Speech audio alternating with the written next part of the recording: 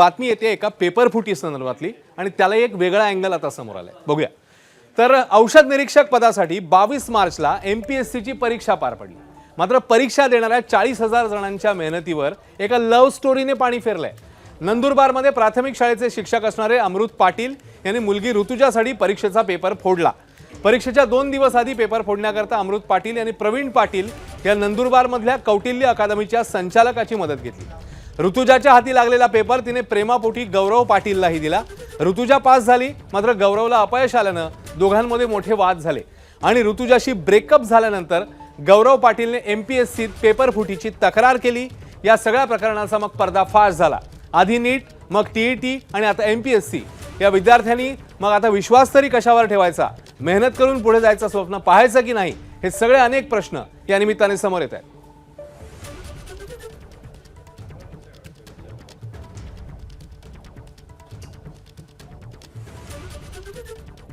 आता काय केले, री एक्झाम डिक्लेअर केल्यामुळे विद्यार्थ्यांमध्ये आनंद आहे, पण घाई गडबडीमध्ये री एक्झाम घेऊन हे बाकीच्यांना लपवायचा प्रकार होऊ शकतो.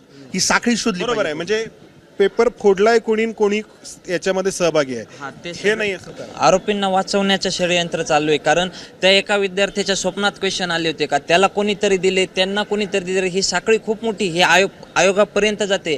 कारण पेपर सेट करणारे पण त्यात असू शकतात. शंका आहे तुम्हाला? शंका नाही, पूर्ण 100% सांगतोय. कारण आयोगाच्या जे परीक्षा पद्धतीचे इन्चार्ज असतात, कस्टडी रूमचे इन्चार्ज, त्यांच्याकडे जबाबदारी असते ना क्वेश्चन पेपर सांभाळण्याची, ते प्रिंट करण्याची, पेपर से. तर मग त्यांची एक समिती असते. त्या समितीला काय शिक्षा देणार ते? कारण त्यांनी आमच्या 40,000 विद्यार्थ्यांच्या भावनांसोबत आमच्या मेहनतीवर त्यांनी अन्याय केलेला आहे. दरम्यान पेपर फुटीच्या मुद्द्यावरनं विरोधक आणि सत्ताधाऱ्यांचं काय म्हणणं आहे, त्यांनी काय प्रतिक्रिया दिल्या तेही बघूया.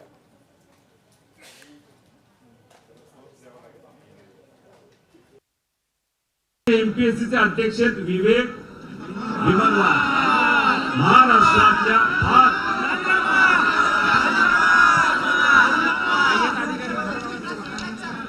फार मोठ्या एका नेत्याचे मित्र आहेत, एका शाळेत का कॉलेजमध्ये.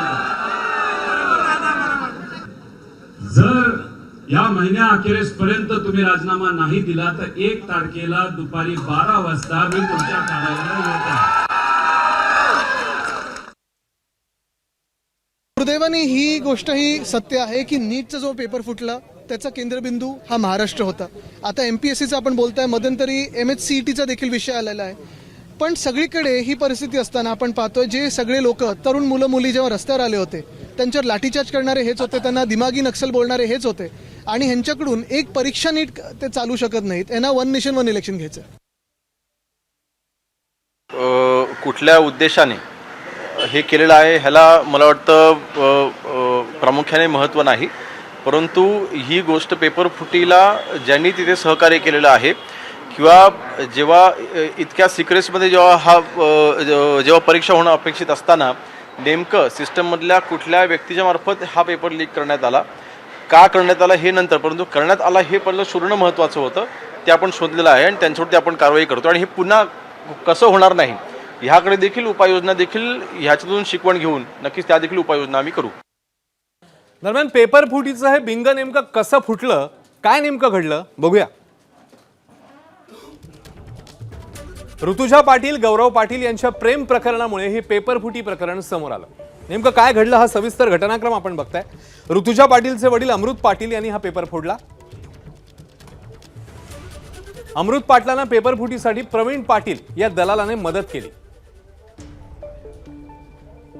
ऋतुजाने प्रियकर गौरव पाटीलला देखील फुटलेला पेपर दिलेला. औषध निरीक्षक परीक्षेत ऋतुजा पास झाली, पण गौरव नापास झाला. आणि मग पुढे काय झालं तर संतापलेल्या गौरवचा ऋतुजाशी वाद झाला, त्यांचं ब्रेकअप झालं. ब्रेकअप नंतर गौरवने MPSCत ऋतुजा विरोधात तक्रार केली. तक्रारीनंतर U-टर्न घेत पेपर फुटीचा बनाव केल्याचा MPSCकडे दावाही केला. आणि हे सगळं प्रकरण त्याच्यानंतर समोर आलं आणि अशा प्रकारे या प्रकरणाचा पर्दाफाश झाल्याचं बघायला मिळालं.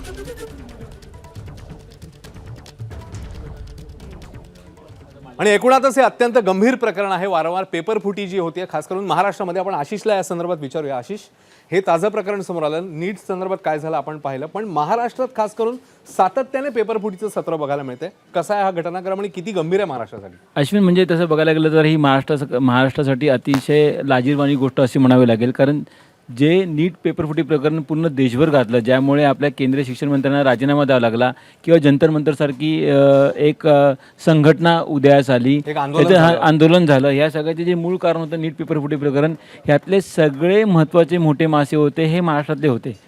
तिथले या नीट पेपरफुटी प्रकरणामध्ये जे क्लास संचालक होते ते महाराष्ट्रातले, जे प्राध्यापकांना ज्यांना अटक झाली ते महाराष्ट्रातले.